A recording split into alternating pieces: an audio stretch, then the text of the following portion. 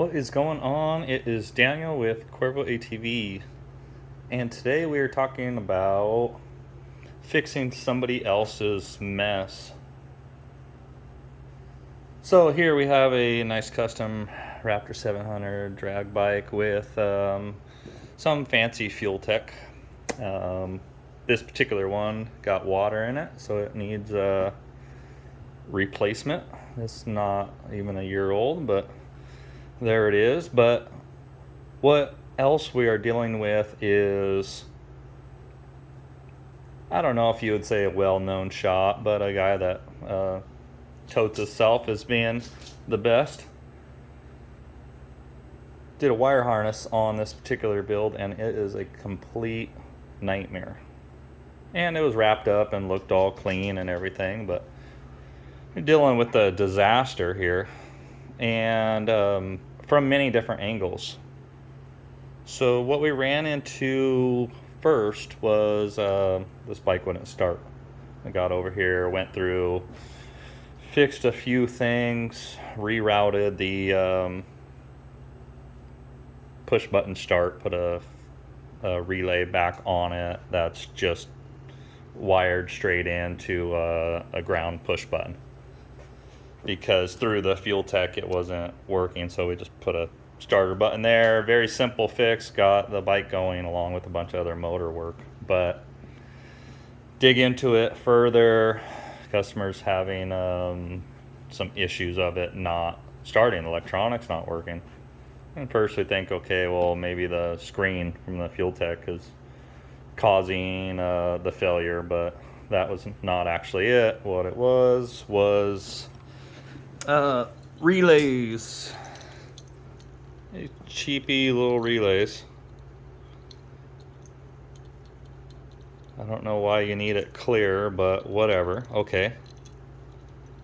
You could tell by looking at this thing, it's about as cheap as you can make it. But they were mounted in the orientation sitting upside down like that. So any moisture and water just got right in there, and the other one I don't have here anymore, but it is full of rust. And okay, that's all a mess. That's great. But as I'm working on that, and let's see if this will work. As I'm working on that and looking at crimp ends, now I pulled and tested on these already, but there's 3 or 4 of them that I looked at, and I pulled on them like that and they popped right off. Now these ones are fine because I tested all these already, but there's 3 or 4 of them that popped off. And then I noticed these. Now I've made the mistake of using these before. These are, you see, it's shrink wrap with solder inside of them, and the theory is great, but these do not work. The solder, you can't get the solder hot enough to properly fuse the wires. So you see that end, there's no wire in it. Well, that's because I reached in and pulled the wire right off. So these do not, sorry about the focus, what's going on, but these do not work. Don't ever use these. See, just right there, pop that wire right out of there. And if you look at the wire, well, there's no solder on it. So those type of fancy, you know, TikTok or Facebook advertised straight from CHINA connectors. Well, this whole bike was wired with those. So you have $2,000 of electronics, and you have these solder wire connectors on this whole bike. You know, you got $2 connectors with $2,000 of electronics. Now, if somebody hasn't looked at their bike and they might have these on there, well, that is just problems waiting to happen all throughout. So I repair a lot of stuff, rewire a relay in, and no, I'm not the prettiest at wiring, but I do know a good connection. I know how to make stuff function properly. looking pretty is the least of the worries. You know, functionality and how stuff's wired, the wire gauge that you use for components. This thing had multiple relays running off of the same power source, and they didn't really need two relays, but also you know, loading upon load, and no fuse in some of that circuitry, but just kind of a mess overall. So I am in the process of eliminating all these connections because they all pull out super easy. So quite a bit of mess. Another thing here is you have like multiple junctions in a row. So what they did is basically whoever was doing the harness was cutting the pigtail off, trying to save time, or most likely they didn't have the proper terminals, the pin ends to go inside there.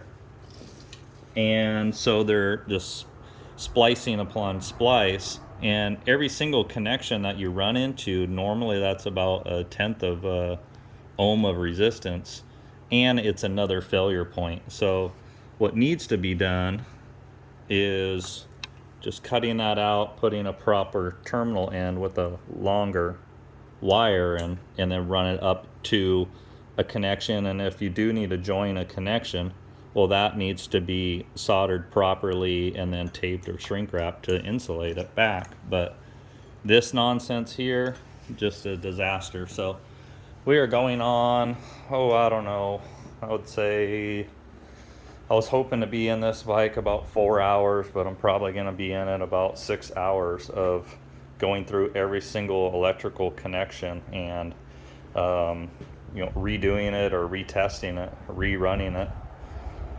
But yeah, lots of fun.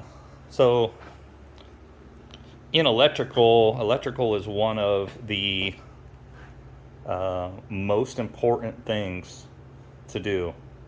You can have a great engine built properly, and it can be destroyed by a bad wire harness, or I've seen a lot of electrical components such as like a power commander or factory ECU can go bad by a ground cable coming loose on the battery when it's under load. So guys who run race car stuff and use MSD stuff, like, I'm sure you've dealt with it and know that you get a bad ground and that MSD is fried like right away. So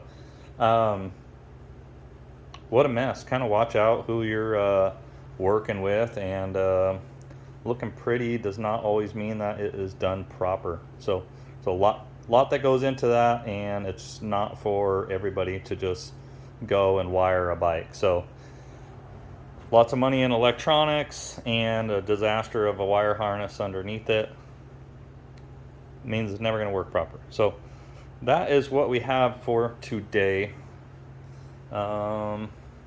You know, some poor bastards out there have the same work done by this same individual or shop, and that is unfortunate. They will find out in the future, I am sure. So good luck to them. This one will be fixed proper, and hopefully no more concerns with it. We've about gone through everything on this bike already, top end, a lot of stuff on the head, throttle body, bunch of stuff. But here we are back working on this thing again and fixing the problems that were not addressed previously. So that is it for today. Take care. We'll talk to you in the next one.